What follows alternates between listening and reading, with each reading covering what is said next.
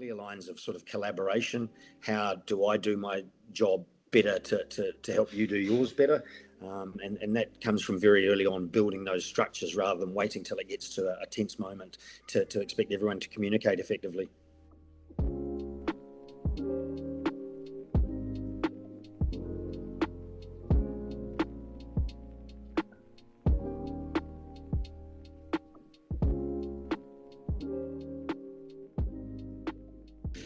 Well, I don't know if I had a leadership style. I was a reluctant leader.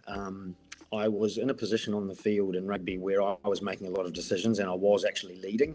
But because I was one of the smaller guys, certainly not one of the more physical players on the field, I didn't really feel like I could be cracking the whip and saying, follow me, guys, over the top sort of thing. So I wasn't at the coalface, really. I was making a lot of decisions, calling the shots. But I think my leadership style, like I say, was probably reluctant. It was just the role that I was playing, and I was comfortable playing that role and being a decision maker.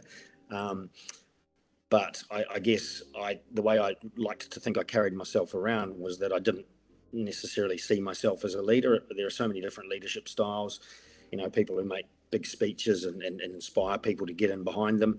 That's not me, although I've played alongside a lot of guys like that. Guys who just get in, roll their sleeves up and do the work again. That's probably not me right at the coalface, but I've played with a lot of guys like that. So mine was really just, this is my role. I'm making decisions. I'm conscious of that. I don't think that makes me any better or worse than anyone else. But I'm comfortable making those decisions and trying to guide the team around. So I don't think I would be the sort of guy that young players should look at in terms of training and try and emulate what I was doing. There are a lot of better examples in the team for that. So I guess just understanding my contribution and wanting to do as well as I possibly could, I guess that was my style.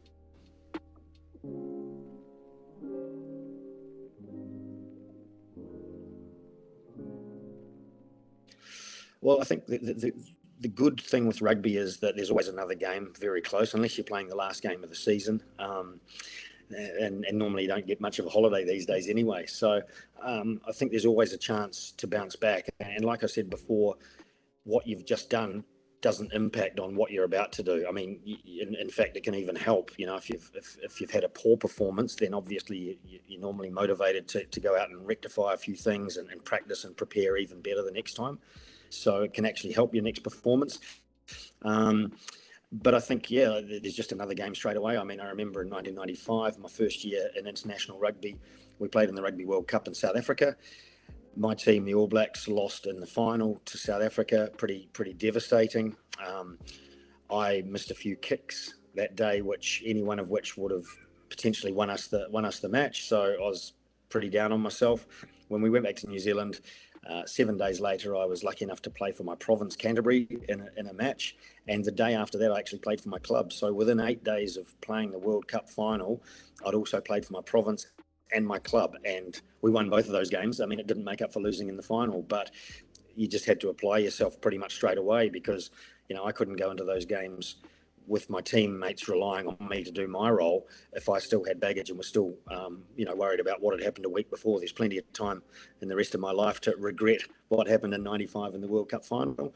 So you just have to move on very quickly. And I think the good thing about rugby is it really promotes self-awareness, and sport in general promotes self-awareness. So whether it's a good performance or a poor performance, analysing how you did and why you went well or you went poorly, just requires a real degree of honesty and analysis and process, really, to just, like I say, take what you can out of the previous performance, whether it was good or bad, and move that on to the next one.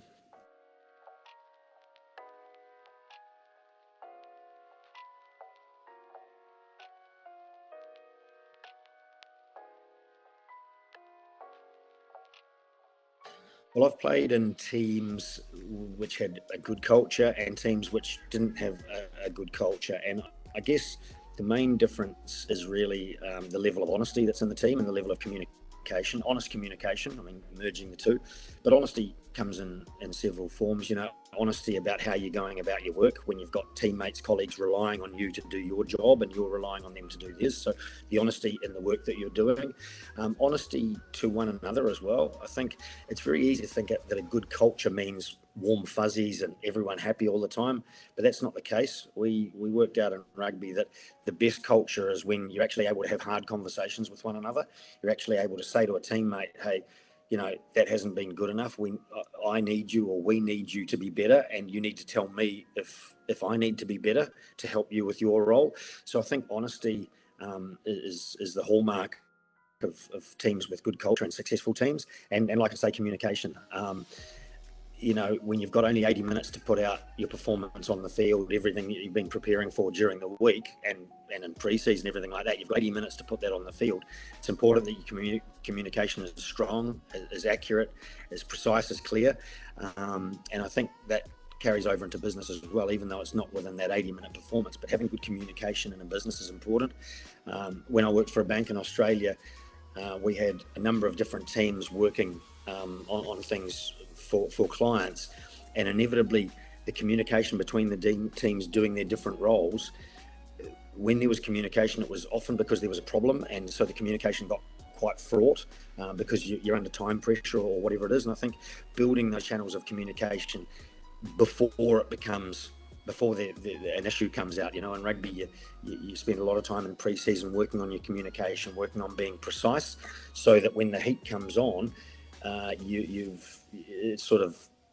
it's ingrained in you how to communicate well to one another. And I think that's important in business as well, taking the time to establish clear lines of communication, clear lines of honesty, clear lines of sort of collaboration. How do I do my job better to help you do yours better?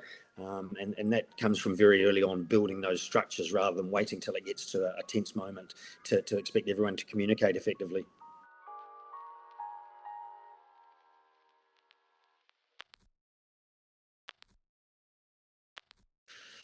Well, I hope that people take away, if they've sort of thought that international sport or high performance sport is something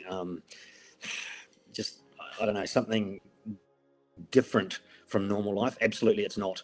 Like I said before, it's not extraordinary people by any stretch. It's ordinary people doing ordinary things and trying to do them extraordinarily well. And I think that's the key, that there are so many ingredients that you have to use, particularly in a team sport where you've got lots of interdependence. You've got to really focus on things that work in any context, but you've only got 80 minutes to apply that to the actual real test at the end of the week.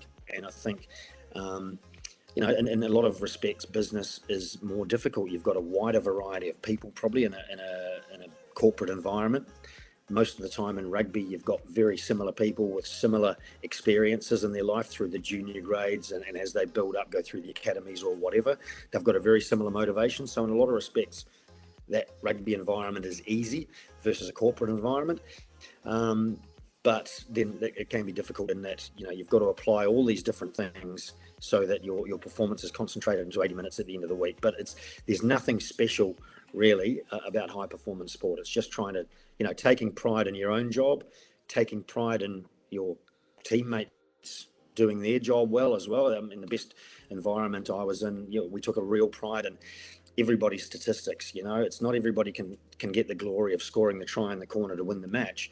But if as a team you can recognise the little jobs that went into creating that opportunity for the person to score the try, you look back at the thankless tasks of players putting their body on the line to try and protect the ball so that you don't lose it to the other team. All those little things. If you can take pride in people doing those roles really well, then I think you've got a really effective culture.